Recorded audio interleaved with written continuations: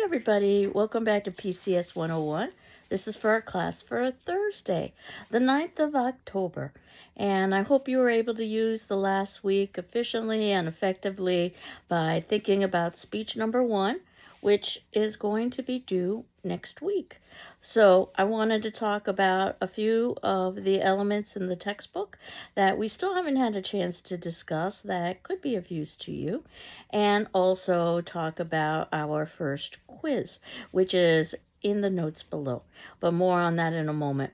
As you know, we've spent a good amount of time talking about speech delivery, and there are many different kinds of speeches. We are focused on extemporaneous speeches. It's prepared in advance, but it's delivered with a speaking outline. And the outline has keywords and phrases so that you can maintain eye contact with either the audience or your camera, whatever the case may happen to be. There is such a thing as an impromptu speech, which is a spur of the moment, no prior preparation, oftentimes given without any kind of foreknowledge. Perhaps you've been presented with an award.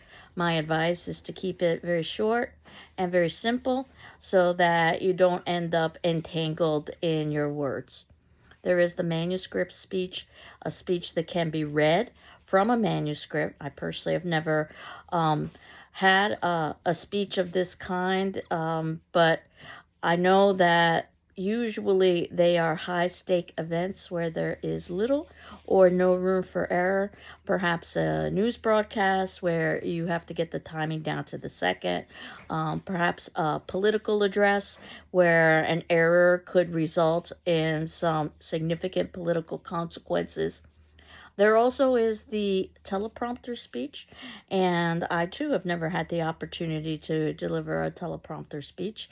But even with a teleprompter, possibilities of errors can occur. And I wanted you to watch a little video you can see in the notes below. It's just a couple of minutes long, and it's from a very famous Hollywood director who was being interviewed about his new film.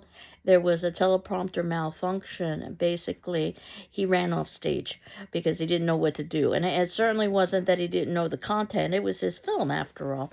But the nerves, we've talked a little bit about anxiety in terms of speech delivery prior to this moment, got in the way, and basically he ran off. So definitely you want to make sure that you've got some sort of a backup when you are relying on technology. Again, a speaking outline can be very, very useful. So much so, in fact, that you're required to create a speaking outline of keywords and phrases. This should be the speaking outline that you use to deliver your speech. And this is the copy that I would like to see that you would send to my email, which is how my grading program works best. My email is ruiz, R-U-I-Z, @gcc.mass.edu. There is such a thing as a memorized speech. You might be tempted to do that for this class. Don't, because it'll sound like a memorized speech.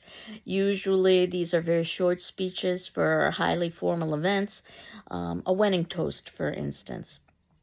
So again, we are focused on the extemporaneous speech. In terms of delivery, you want to think about your voice. You want to be conversational.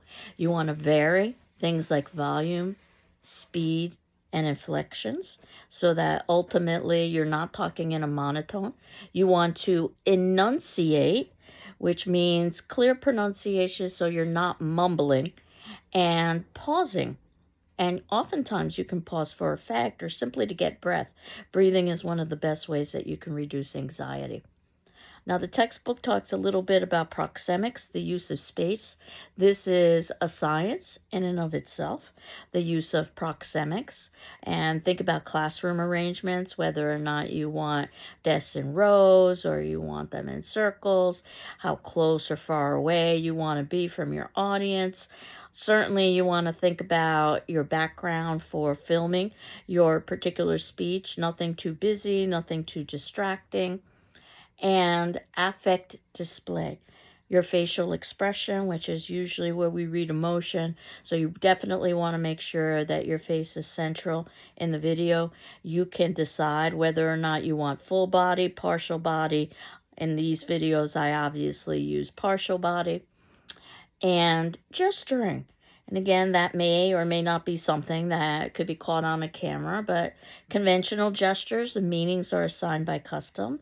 Think the OK sign, for instance, or descriptive when you're showing the size and the shape of something, much more universal because a conventional gesture can have a different meaning in a different culture. So the OK sign, for instance, can be misread in another culture. And indicators that express feelings, for instance, slamming your fist on the desk to emphasize a point. And while we talk about maintaining eye contact, this is definitely a Western idea. Other cultures prefer not necessarily maintaining eye contact because that could be seen as a sign of disrespect.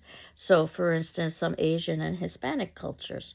So, that said, you have to be very aware of the culture or cultures within your audience. And you know that your first speech is an autobiographical speech, and you have 5 minutes in which to deliver that particular speech. And this is not a class in editing, so you don't want to go through the speech and edit and splice together different pieces. This is a one-shot deal. No, it will not be perfect. There is no such thing as a perfect speech. If you were delivering this live, you would deliver it in one basically moment, and again, it wouldn't be perfect.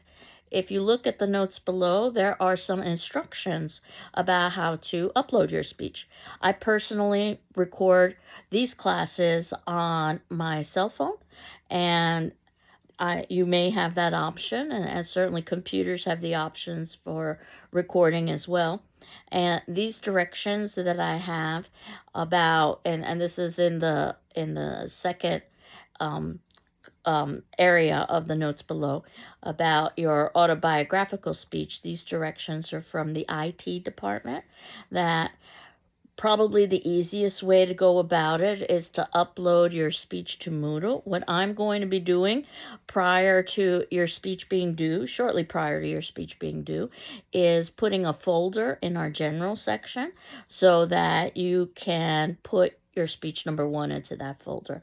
And it's important that you do so, and that you do so by the deadline, because your peers will all be watching all of the class speeches and sending me feedback. So send a copy of your speaking outline, as I had indicated, to my email, Ruiz, R-U-I-Z, @gcc.mass.edu. And IT suggests, and this is what I do with classes as well, is that you upload your speech to YouTube and then you embed the link into Moodle. IT suggests that it's best to verify your account on YouTube before uploading to prevent errors uploading longer videos. Again, you want to make sure that you're not doing things at the last minute in case there are technical issues with uploading the speech and you have to wait a while.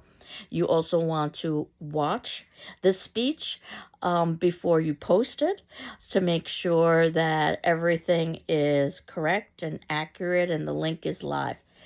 So the directions, as you can see below, log on to YouTube Studio, click on the button on the dashboard, drop and drag your file, or you can select the Files button to open a file picker window. On the Details window, you can add a description as the video is being uploaded. Then click Next. You'll be prompted to identify if the video is intended for children. I personally, when I get that, I just skip it and go to the next screen, and I haven't been stopped by YouTube. But if you are stopped by YouTube, you can click on the box. Most users skip adding any elements, and then on the Visibility tab, set the visibility to Listed, and then click Save. So, that said, if you have any trouble uploading, you can always contact the GCC library and they can assist you if you need some hands-on work. You know my office hours as well, so that's something that you could visit me with if you needed hands-on work. Of course, Zoom is also another option if you needed to talk to the IT department about these elements.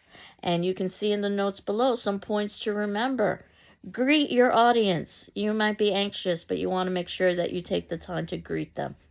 Use a speaking outline and not a script. We definitely want to see your eye contact. Be conversational. Don't read your script. You're not going to sound conversational if you're reading. Look into the center of the camera so that it appears as if you're making eye contact. Make sure your lighting and your audio are sufficient. Keep to the time frame indicated. Use transitions to connect your ideas. Don't splice together multiple recordings as I indicated. Speeches should be delivered in one take. Conclude smoothly. Make sure that at the ending of the speech, you cue in your audience that you're done. If you're using an audio or visual, and this is something we'll talk about in further depth because you're not required to use an audio visual for your first speech, but you might elect to do so. Make sure that audio and visuals enhance rather than detract. And of course, send a copy of your speaking outline to my email. So instead of an attendance question today, what you have is a quiz, the first quiz of the semester. We have 4 quizzes over the course of the semester. All the quizzes are open book, open notes. They're all based on textbook material and the classroom material that I've posted in videos. And these 20 questions are mostly either short answer, multiple choice, or true false. Again, open book. The idea is that hopefully this will be a review of some of the major elements that we've talked about over the course of the semester thus far. And I dropped the lowest quiz grade, so if it turns out that you don't do well on a quiz or you missed a quiz, that would be the quiz that we would drop. What I suggest that you do, again, because my grading program works best with a PDF, is that you copy and paste the quiz below into a word processing document, and then you save it via PDF, and then you save it to my email. So I hope you're doing well. I'm doing well, and our next class, you will be posting speech number 1. Take care. Bye-bye.